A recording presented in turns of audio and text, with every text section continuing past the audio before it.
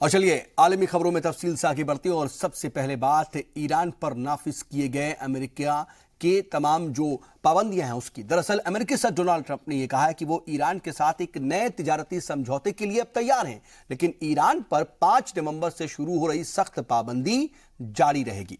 Trump ने 2015 के जौहरी समझौते को एक तरफा बताते हुए कहा कि इस समझौते का ईरान ने गलत फायदा उठाया है।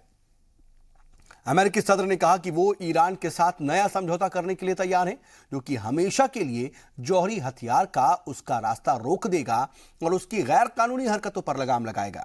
आपको बता दें कि ट्रंप ने मई में जौहरी समझौते से अलग होने का ऐलान किया था और ईरान पर सख्त पाबंदी लगा दी थी। 5 नवंबर से इस पाबंदी को मजीद सख्त बनाया जा रहा है।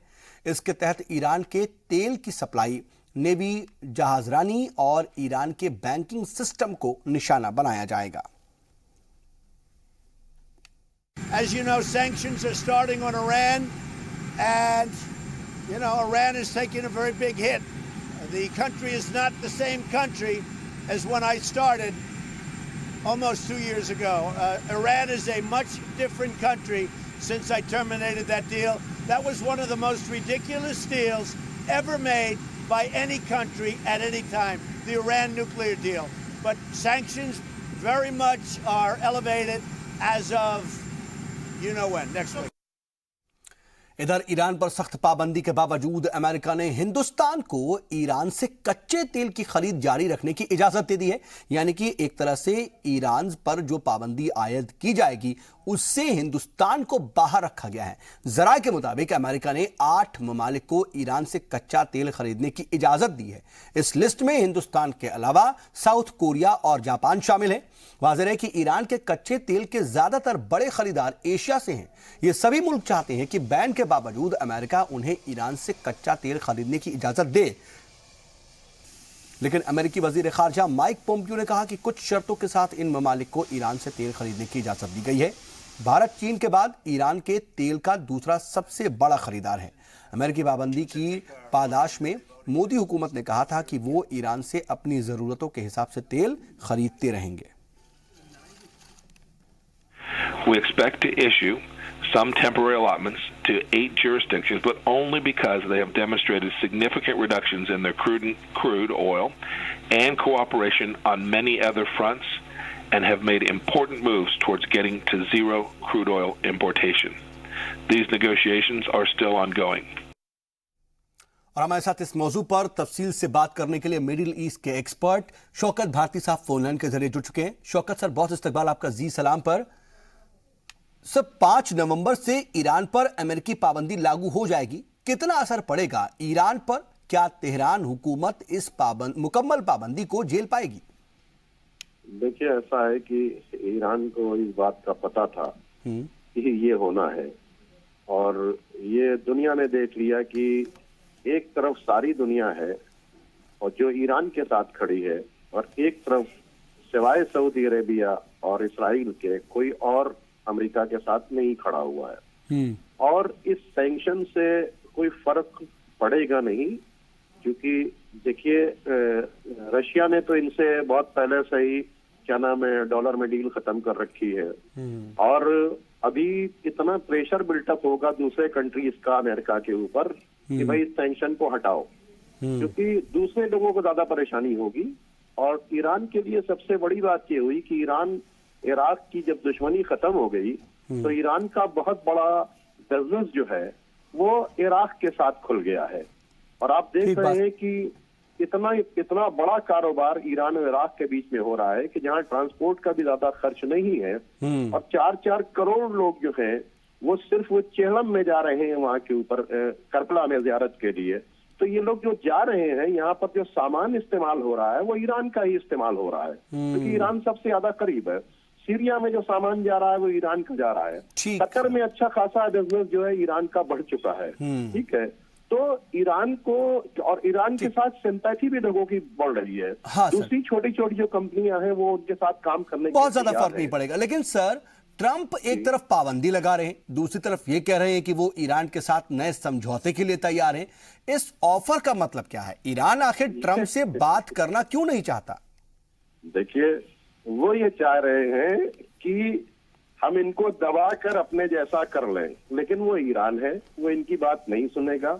और एक बात मैंने आपके यहाँ बार बार कही कि जब तक ईरान इसराइल की बात नहीं मान लेगा, जो कुछ हो सकता है वो ट्रम्प उनके साथ करते रहेंगे। तो और ईरान को, इसराइल को सब वो करना ही नहीं है। और इस सैंक्शन का ये भी मामला चल रहा है कि फिलिस्तीन को जो सपोर्ट करता है ईरान, वो उसकी कमर तोड़ी जाए, इसलिए ईरान को फाइनेंशियली वो किया जा रहा है। ये सारी चीजें हैं इन सब के पीछे। लेकिन सर, अमेरिका ने हिंदुस्तान समेत कुछ ममालिक को शर्तों के साथ तेल दरामद करने की जो इजाजत दी है, क्या ये उन मुल्कों के लिए ह्यूमिलिएशन की बात नहीं है? देखिए ये हमारा मुल्क कोई छोटा मोटा मुल्क नहीं है, ठीक है। हम बहुत दिनों तक रशिया के साथ में रहे हैं। हमने अमेरिका के मना करने के बाद S-400 लिया रशिया से। दूसरी बात, हम अपनी फॉरेन पॉलिसी खुद तय करते हैं। दूसरी बात यह है कि ये वो टाइटैनिक है अमेरिका जो डूबने वाला है, इसमें से समझदार लोगों को उतरना पड़ेगा। अभी देखिएगा कि जिस तरह से न्यूक्लियर डील से हटने पे अमेरिका अकेला पड़ा है, वैसे ही अभी अमेरिकन पर इतना प्रेशर बिल्टअप होगा और तेल के रेट इस जगह पहुंच जाएंगे कि आप ये देखिएगा कि इसका प्रेशर, ठीक है सर, सीधा सीधा अमेरिका पर पड़ेगा। ये बात बिल्कुल ठीक है कि तो इन सब के बीच जो है कहीं ना कहीं इन सब का खामियाजा है या नुकसान आने वाले वक्त में, मुस्तकबिल में आप ये देख रहे हैं कि अमेरिका को उठाना पड़ेगा। बहरहाल सर, वक्त इजाजत नहीं दे रहा, आप हमारे साथ जुड़े, इसके लिए आपका बहुत बहुत शुक्रिया। इधर अमेरिकी पाबंदी और धमकी के पेश नजर ईरान ने अपनी एयरफोर्स को मजबूत करने के लिए मुल्क की साख्ता जेट लड़ाकू तैयारों का प्रोडक्शन शुरू कर दिया है। ईरान के वजीर दिफा ब्रिगेडियर जनरल आमिर हातमी ने इस्फहान में एक तकरीब में कहा कि जल्द ही ये जंगी तैयारे ईरानी फिजाइया फौज के कंट्रोल में दे दिए जाएंगे। उन्होंने ये भी कहा कि ईरान ने अपनी नेशनल सिक्योरिटी को बनाए रखने के लिए पुरअमन तरीके से दिफाई तकनीक हासिल करने में कोई कसर नहीं छोड़ी है। ईरानी वजारत दिफा ने कहा कि खुद साख्ता तकनीक से बनाए गए कौसर लड़ाकू तैयारों के प्रोडक्शन से ईरान के 1.65 करोड़ अमेरिकी डॉलर बचेंगे। सदर रूहानी ने यह भी कहा कि चौथी पीढ़ी के इस जंगी जहाज को बनाने का मकसद सिर्फ मुल्की दिफा नहीं है, बल्कि खित्ते में अमन कायम रखने के लिए भी इसका प्रोडक्शन किया गया है। इन सब के बीच शुमाली कोरिया ने धमकी दी है कि अगर अमेरिका प्योंगयांग के खिलाफ इक्तसादी पाबंदी खत्म नहीं करता है तो जौहरी हथियार साजी का प्रोग्राम एक बार फिर से वो शुरू कर जाएगा।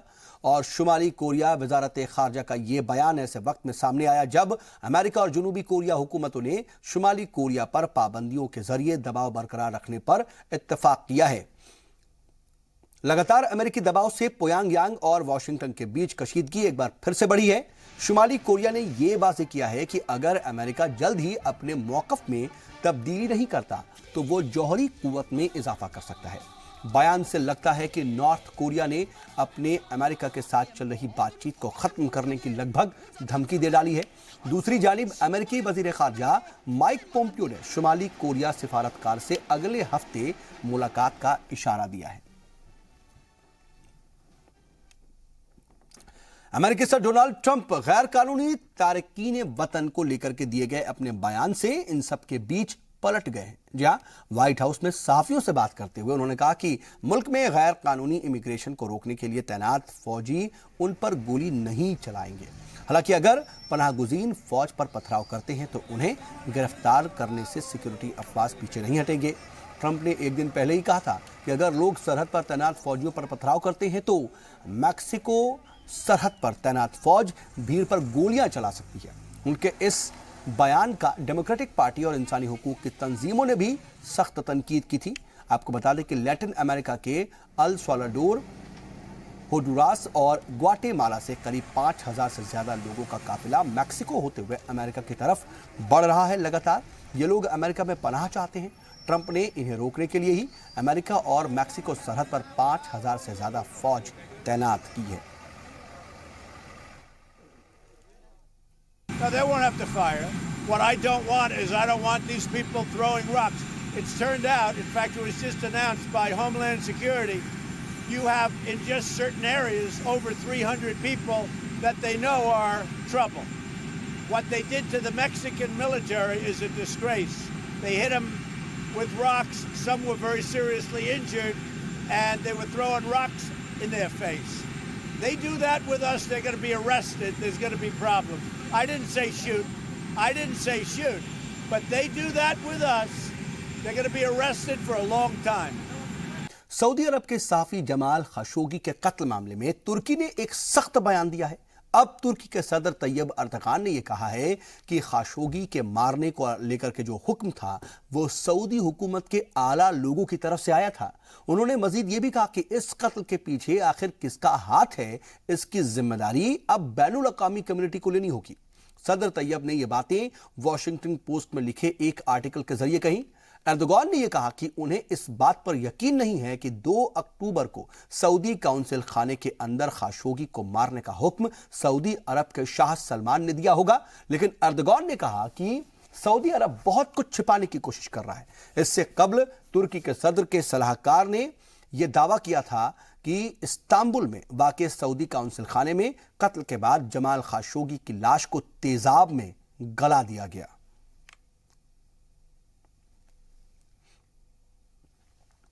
इन सब के बीच मकतूल जमाल खशोगी के मंगेतकर हतीजे जेंगिज़ ने सऊदी हुकूमत से अपील की है कि वो जमाल की लाश को उनके हवाले करे ताकि उनकी आखिरी रसूमात अदा की जा सके।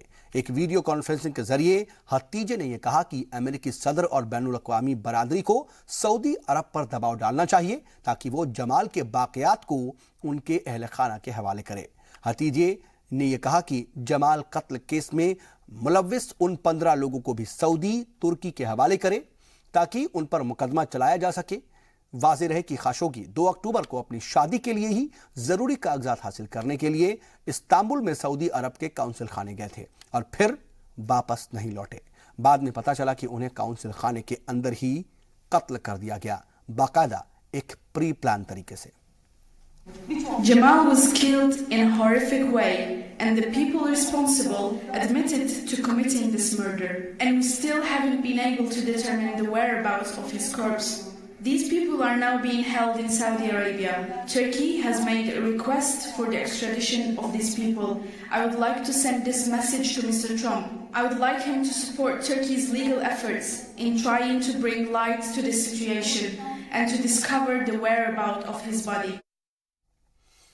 और खबर पाकिस्तान से है, जहां पर तौहीन रसालत के जुर्म में आसिया बीबी के खिलाफ 3 रोज से चल रहा एहतजाजी मुजाहिरा आज खत्म हो गया और हुकूमत और मजहबी जमातों के दरमियान दरअसल हुए समझौते के बाद मामला ठंडा हुआ है।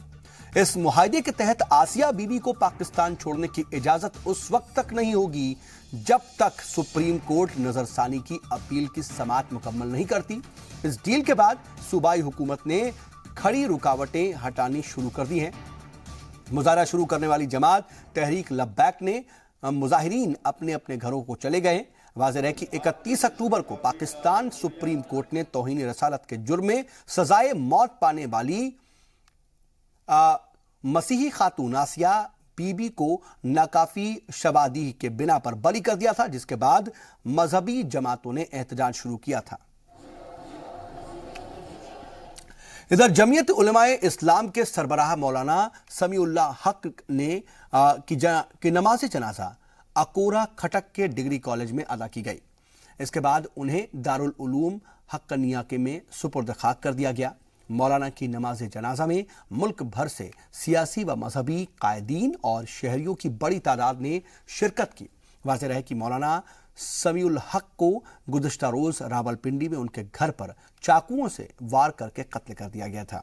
उनके कत्ल की तहकीकात जारी है और फॉरेंसिक और तफ्तीशी टीम ने रावलपिंडी में मौलाना समीउल हक के घर में शवादी इकट्ठा किए हैं। पुलिस ने मौलाना के कत्ल मामले में 1 से ज्यादा अफराद के भी मुलविस होने का शुबहा जाहिर किया है और पूछताछ के लिए 2 मुलाजमीन को तहवील में लिया है। इधर चीन मुआशी बहरान से जूझ रहे पाकिस्तान की मदद के लिए तैयार हो गया है। चीन के वजारत खारजा ने कहा है कि उनका मुल्क पाकिस्तान को हालिया इक्तिसादी बहरान से निकलने के लिए मदद देने के लिए तैयार है, लेकिन इस मुनासबत से मजीद बातचीत दरकार होगी। चीन की जानिब से ये ऐलान पाकिस्तानी वजीर आजम इमरान खान की अपने चीनी हमपंसब ली किचियांग के साथ मुलाकात के बाद सामने आया है। दोनों लीडरों ने बाहमी इश्यूज पर बातचीत की। इसके बाद दोनों मुल्कों के बीच 16 करार पर दस्तखत किए गए। मुआशी मदद के लिए इमरान खान ने चीन का शुक्रिया अदा किया। खान ने कहा कि 2013 में CPEC सिर्फ एक आइडिया था और तब से अब तक दोनों मुल्कों के रिश्ते में मजीद गहराई आई है। कई अरब डॉलर की CPEC अब जमीन पर उतर चुका है। इमरान खान ने यह भी कहा कि उनका मुल्क चीन की तरक्की और सरमायाकारी को एक मौके के तौर पर देखता है। और अब बात श्रीलंका की, जहां पर चल रहा सियासी बहरान जारी है। इस बीच बर्खास्त किए गए वजीर आजम रानिल विक्रमसिंघे ने इल्जाम लगाया है कि पार्लियामेंट में अक्सरियत हासिल करने के लिए हॉर्स ट्रेडिंग हो रही है। एसोसिएटेड प्रेस से बात करते हुए विक्रमसिंघे ने यह कहा कि महिंद्रा राजपक्षे की कयादत में बनी नई सरकार के लोग पार्लियामेंट में अक्सरियत जुटाने के लिए रुकन पार्लियामेंट को पैसे ऑफर कर रहे हैं और उन्हें हर तरह से खरीदने की कोशिश की जा रही है। बता दें कि 26 अक्टूबर को सदर मैत्रीपाला सिरिसेना ने पीएम रानिल विक्रमसिंघे को उनके ओहदे से बर्खास्त कर दिया था। Because finally it's a matter for parliament. The person who commands the confidence of parliament is the prime minister. The courts will always say this has to be decided by parliament. How can the courts take on the decision of parliament? They can't. This is a fight for parliamentary democracy. The supremacy of parliament over the executive. रूसी हुकूमत ने यह कहा है कि अफगानिस्तान में क़याम अमन के लिए मुज़ाकरात 9 नवंबर को होंगे और इनमें अफगान सदर अशरफ गनी और तालिबान के कतर में मुकीम नुमाइंदों की शिरकत की तस्दीक कर दी गई है। मॉस्को अमन मुज़ाकरात में चीन, हिंदुस्तान, ईरान और पाकिस्तान के अलावा 5 वस्त एशियाई ममालिक को भी मदऊ किया गया है। इन मुज़ाकरात में अमेरिका और चंद दीगर ममालिक को भी अपने नुमाइंदे भेजने की दरखास्त की गई है, लेकिन इस अमन मुज़ाकरात में अमेरिका शामिल होगा या नहीं, इसके बारे में कोई अभी तक इत्तला नहीं है। तालिबान का नुमाइंदा वफ्द पहली बार किसी बैनुल अक़वामी मुज़ाकराती फोरम में शरीक होगा। आपको बता दें कि अप्रैल 2017 में भी रूस ने अफगानिस्तान में क़याम अमन के मौजू पर बैनुल अक़वामी अमन कॉन्फ्रेंस का इनेकाद किया था।